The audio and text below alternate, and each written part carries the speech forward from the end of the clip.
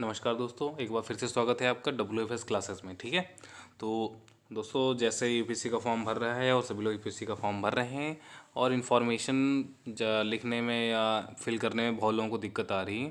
तो इससे personal information जो फर्स्ट ऑप्शन है उसके लिए मैं बता देता हूँ कि जैसे आप यहाँ आएंगे, अपना OTR भरने के बाद आएंगे पर्सनल इन्फॉर्मेशन में, तो आपका नेशनलिटी आता है सिटीजन ऑफ इंडिया है, तो आप सिटीजन ऑफ इंडिया भर दीजिएगा। ठीक है, बाकी अगर कोई आउट ऑफ इंडिया से है, सब्जेक्ट ऑफ नेपाल है, भूटान है, या तिब्बतन रिफ्यूजी या पर्सन ऑफ इंडियन ओरिजिन है, तो वो भरेगा। ठीक है, फिर मदर टंग, आपकी जो भी मदर टंग है वो भरिएगा। ठीक है, कन्नड़, मलयाली, मिथिली, नेपाली, उड़िया, पंजाबी या अदर्स में है। ठीक, जो आपकी मदर टंग वो भरिएगा। फिर मैरिटल स्टेटस है आपका, अनमेरिड है, मैरिड हैं, विडो हैं या डाइवोर्सी हैं। ठीक, उसके बाद प्लेस ऑफ बर्थ, आपका प्लेस ऑफ बर्थ क्या है इंडिया में। यहाँ देखिए पोस्ट ऑफिस का एड्रेस भरने को आ रहा है, तो आप अपना पोस्ट ऑफिस एड्रेस वही भरिएगा जो आपका परमानेंट एड्रेस है, जो हाँ आपका घर है, वहाँ जो आपका पोस्ट ऑफिस लगता है वही आपको भरना है। ये नहीं आप करस्पॉन्डेंस वाला भर दें। ठीक, तो आप परमानेंट एड्रेस जो है आपका उसी पोस्ट ऑफिस का एड्रेस भरिएगा और अपना एड्रेस वहीं का भरिएगा जहाँ आपका परमानेंट है। ऐसा नहीं है आपके पिताजी, आपका परमानेंट एड्रेस दूसरा है और आपके पिताजी कहीं दूसरी जगह हैं इस समय, दूसरे स्टेट में, तो आप वहाँ का एड्रेस भर दें, वहाँ का मत भरिएगा। ठीक है, आपका जो परमानेंट एड्रेस है जो आपके डॉक्यूमेंट्स में लिखा है वही एड्रेस भरिएगा।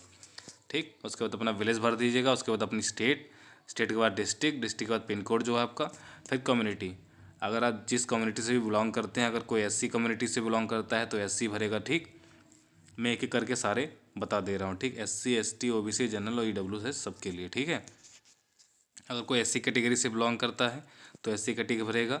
उसके बाद उसका सर्टिफिकेट नंबर होगा और designation of issuing counter signing authority, किसने सर्टिफिकेट बनाया है आपका। ठीक, फिर date of issue counter signing authority. ठीक, स्टेट यूटी ऑफ इशू, कौन से स्टेट ने इशू किया है। ठीक है, या काउंटर साइनिंग अथॉरिटी कौन है। फिर डेट ऑफ इशू, कौन से डेट को इशू हुआ है आपका। फिर फुल एड्रेस ऑफ इशूइंग का काउंटर साइनिंग अथॉरिटी, उसी full address of counter signing authority का मतलब ये है कि कहाँ किसने इशू किया है, उसके ऑफिस का एड्रेस। ठीक, state your religion if you belong to SC, कौन से रिलीजन से आप बिलोंग करते हैं। ठीक है, SC कैटेगरी से बिलोंग करते हैं, हिंदू में SC हैं या सिख में SC हैं या बुद्धिज्म में SC हैं। ठीक, तो कौन से आप बिलोंग करते हैं। ठीक, name of the caste, tribe, community as mention in the community certificate, आपके जो कम्युनिटी सर्टिफिकेट है उसमें कौन सी आप कैसी क्या जात लिखी है, आपकी कौन सी जात लिखी है, वही आप सेम मेंशन करिएगा। ठीक, central list with serial number of caste, tribe, community, ये मैं वीडियो में बता चुका हूँ। ठीक है, आप वीडियो देख लीजिएगा, शॉर्ट वीडियो पड़ा हुआ है उसी में। अगर आप नहीं कर पा रहे हैं तो इस पर आप इसको वेबसाइट को ऐसे क्लिक करिएगा। ठीक, और इसको सर्च कर लीजिएगा, वेब सर्च करेंगे। ठीक, ये आपका list of scheduled caste, department of social justice आ जाएगा। ठीक है, यहाँ अलग अलग स्टेट हैं, स्टेट खुलेंगे, स्टेट के अंदर जो भी जिस स्टेट की वो जाति होगी, SC कैटेगरी से आप बिलोंग करते होंगे, उसकी एक लिस्ट आ जाएगी और उस लिस्ट का नंबर आप डाल देंगे। ठीक है, उस लिस्ट का नंबर उसमें डाल देंगे। फिर उसके बाद whether you are a PW candidate, अगर अब बाकी ये तो इतना हो गया, ये बात की बात है। फिर मैं आपको बता देता हूँ जो ST कैटेगरी से लोग हैं, ST कैटेगरी के लिए भी सेम है, सर्टिफिकेट नंबर और डिजिग्नेशन अथॉरिटी। ठीक, सिले और वही डेट ऑफ इशू वगैरह सब। ठीक है, अब एक चीज़ देखिए, जो ST कैटेगरी है, SC कैटेगरी है, उसमें creamy layer non creamy layer का ऑप्शन नहीं आता है। ठीक है, तो वो लोग तो डायरेक्ट फॉर्म भर देंगे। OBC creamy layer non creamy layer का कोई दिक्कत ही नहीं। अब OBC पे जैसे ही हम लोग आते हैं, अब देखिए OBC पे जैसे ही हमने क्लिक किया, do you belong to creamy layer और नॉन क्रीमी लेयर। ठीक, इसमें आ जाएगा क्रीमी लेयर में अगर आप आते हैं तो यहाँ यस फिल करेंगे। ठीक है, candidate belonging to OBC but coming in the creamy layer and does not being entitled to OBC reservation, OBC reservation आपको नहीं मिलेगा। ठीक है, लेकिन एज रिलैक्सेशन मिल जाता है, OBC रिजर्वेशन नहीं मिलेगा, एज रिलैक्सेशन मिल जाएगा। ठीक, ऐसे अब बहुत से बच्चों को कन्फ्यूजन है कि कौन क्रीमी लेयर में आता है, कौन क्रीमी लेयर में नहीं आता है।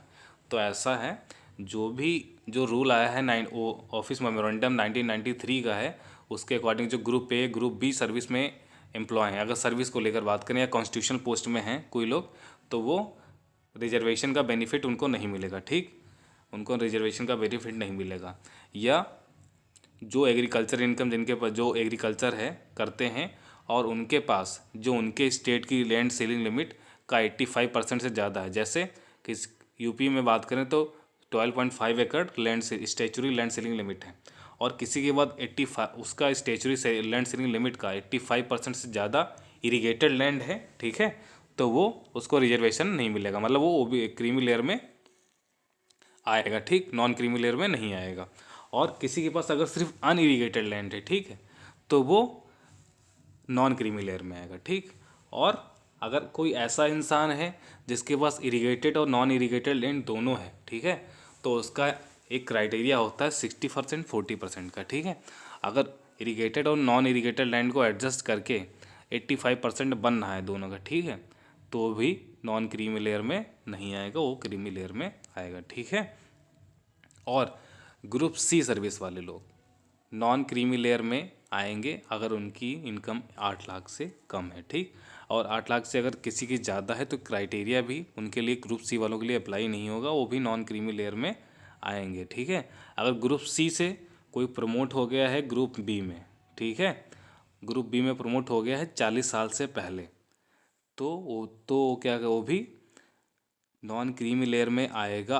अगर जो प्रमोट हुआ है, अगर किसी के पिताजी प्रमोट हो गए थे 40 साल में पहले, ठीक, प्रमोट हो गए ग्रुप बी में चले गए थे, अगर वो सिंगल पेरेंट अर्निंग, अगर आपकी माताजी नहीं है, ठीक है, सिर्फ आपके पिताजी जॉब में हैं और ग्रुप बी में प्रमोट हो गए 40 साल से पहले, ठीक, तो ही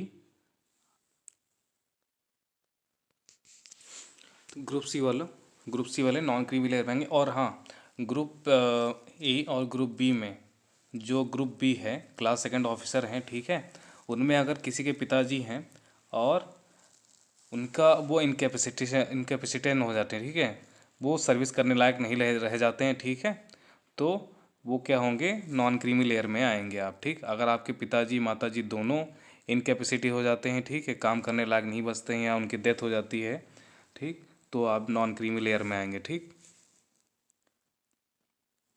और एग्रीकल्चर इनकम वाले, अगर किसी की एग्रीकल्चर इनकम 8 लाख से ज़्यादा जा रही है, ठीक है, तो वो नॉन क्रीमी लेयर में आएगा, क्योंकि एग्रीकल्चर इनकम का क्राइटेरिया अलग होता है, ठीक, तभी वो नॉन क्रीमी लेयर में आएगा।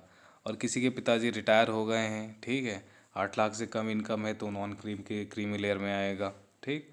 बाकी ग्रुप सी के बाद जो ग्रुप डी वाली जॉब हैं, 8 लाख से कम इनकम है तो आप ग्रुप नॉन क्रीमी लेयर में, ग्रुप डी में जो है आपकी इनकम नहीं देखी जाएगी और आप नॉन क्रीमी लेयर में आएंगे, ठीक है। और अब इसमें क्या है, अगर नो है, आप क्रीमी लेयर में नहीं बिलोंग करते हैं, ठीक है, तो नो में आपको सर्टिफिकेट नंबर डालना पड़ेगा, वही सब कुछ है। Designation of issuing authority, date of issue है, और स्टेट यूटी है, काउंटर साइनिंग अथॉरिटी, ठीक, full address of counter signing authority, serial number वगैरह आपको दे रखा है जो कि आप निकाल सकते हैं एनसीबीसी, ये मैं बता चुका हूँ उसमें, ठीक है।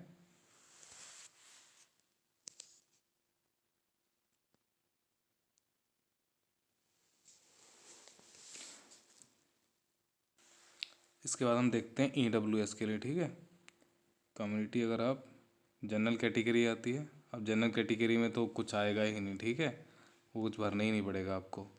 और अब ईडब्ल्यूएस के लिए आते हैं तो ईडब्ल्यूएस में भी आपको certificate number, designation of issuing counter signing authority मांग रहा है, ठीक है, state UT counter signing authority. जो भी दिक्कत है ना, सबसे बड़ी दिक्कत इस बार फॉर्म में किसको आ रही है, ओबीसी कैंडिडेट्स के लिए, ठीक, ओबीसी कैंडिडेट्स के लिए बहुत अलग से ओबीसी एनेक्चर भरने के लिए आ रहा है, और OBC creamy layer non creamy layer का कन्फ्यूज़न बहुत है लोगों को, ठीक। Creamy layer non creamy layer को लेकर बहुत कन्फ्यूजन है। अगर आप लोगों को एक सेपरेट वीडियो चाहिए creamy layer non creamy layer पे, तो कमेंट बॉक्स में कमेंट कर दीजिएगा, एक सेपरेट वीडियो लेकर आएंगे जो एकदम कि कौन क्रीमी लेयर में नहीं है, कौन आता है कौन नहीं आता है, पूरी तरीके से इसमें आपको क्लेरिफिकेशन मिल जाएगा, ठीक है। अगर किसी को ऐसे इस तरीके से वीडियो चाहिए तो सब कमेंट करिएगा, हम एक अलग से वीडियो लाएंगे इस पर, ठीक है, ताकि आप लोगों को दिक्कत ना हो। बाकी हम इधर जनरल कैटेगरी ऐसे आ जाते हैं। अब नीचे की ओर जाते हैं तो यहाँ लिखा है whether you are a PW candidate और नॉट, क्या मतलब फिजिकली डिजेबल है कि नहीं, तो अगर हाँ है तो हाँ कर दीजिएगा, नहीं है तो नो कर दीजिएगा। फिर फ़ोटो आइडेंटिटी कार्ड, क्या आप अपना फ़ोटो आइडेंटिटी कार्ड कौन सा लगाएंगे, ठीक, वही लगाइएगा जो आप एग्ज़ाम टाइम में ले जा सकें, ठीक, पैन कार्ड आधार कार्ड में से या ड्राइविंग लाइसेंस जो आप ले जा सकें और उसी को आगे अपलोड भी करना पड़ेगा। ठीक है, आपको जो आपके पास अवेलेबल हो वही यहाँ लगाइएगा। ये स्कूल आईडी कार्ड है, सिर्फ एनडीए और एनईआर जो एनडीए का पेपर दे रहे हैं बच्चे उनके लिए स्कूल आईडी कार्ड, ये आपके लिए कोई काम का नहीं है। फिर आप उसका नंबर डालिएगा फोटो आइडेंटिटी कार्ड का। ठीक है, फिर have you ever been recommended as a PWPS PWBT candidate in the examination. अगर को आप इस बेसिस पे सिलेक्ट हुए हैं तो अगर हुए हैं तो यस भर दीजिएगा, नहीं हुए हैं तो नो भर दीजिएगा। ठीक है, अगर हुए होंगे यस भरेंगे तो आपको name of the examination, year of the examination और रोल नंबर वगैरह सब भरना पड़ेगा। ठीक, और आपको whether such recommendation was on the basis of certificate of disability कि नहीं, now uploaded by you for exam. अगर जो आप ये जो आपका सिलेक्शन हुआ था क्या इसी जो आप सर्टिफिकेट अपलोड कर रहे हो इसी बेसिस पे उस समय हुआ था कि नहीं, वो जो डॉक्यूमेंट है आप अपलोड कर रहे हो। ठीक है, अपलोड कर देंगे। अगर नो में आएंगे तो यहाँ नो कर देंगे। फिर उसके बाद do you want to make available your personal information for accessing job opportunity in terms of DOPT। तो इसमें यह दिया है कि क्या आप अपनी इन्फॉर्मेशन जो है आप पेपर दे रहे हो, ठीक, अगर इंटरव्यू राउंड तक पहुंच गए और नहीं हुआ आपका, ठीक, तो क्या आप चाहते हो कि आपकी इन्फॉर्मेशन जो department of personal and training है वो और अदर डिपार्टमेंट को दे दे, ताकि आपको अगर नौकरी देना चाहें हम लोग तो नौकरी दे सकते हैं, या आपकी क्राइटेरिया या आपकी स्किल्स को देख के, आपके नंबर को देख के वो जॉब ऑफ़र कर सकते हैं आपको, और आप जॉब करने के लिए वो अलग से आपका स्किल देख सकते हैं और आपको जॉब में रख सकते हैं। ठीक, तो इसमें आप यस ही भर दीजिएगा। ठीक है, इतना मेहनत करोगे, इतना पढ़ाई करोगे, उसके बाद क्या करोगे अगर नहीं हुआ तो। ठीक, तो वहाँ तक पहुँचने के बाद आपको कोई ना कोई जॉब मिल जाएगा, ऐसे अगर बाई चांस मिल जाएगा, कोई मतलब कंपलसरी नहीं है। ठीक, तो यहाँ यस फिल कर दीजिएगा। तो ये पर्सनल इन्फॉर्मेशन वाला रहा। बाकी कोई दिक्कत है तो कमेंट बॉक्स में कमेंट कर दीजिएगा। ठीक है, हम आपका रिप्लाई कर देंगे। और कोई और प्रॉब्लम हो, कोई और प्रॉब्लम हो तो मैसेज उसका भी अलग से मैसेज कर दीजिएगा। ठीक है, आपको फॉर्म से रिलेटेड लेके तो वो भी हम आपको रिप्लाई कर देंगे, अपनी पूरी कोशिश करेंगे आपको डाउट क्लियर करने के लिए। ठीक है, जय हिंद। देखे रहिए वीडियो अच्छे से और अपने दोस्तों से शेयर करिए। कोई डाउट हो तो पूछ लीजिएगा।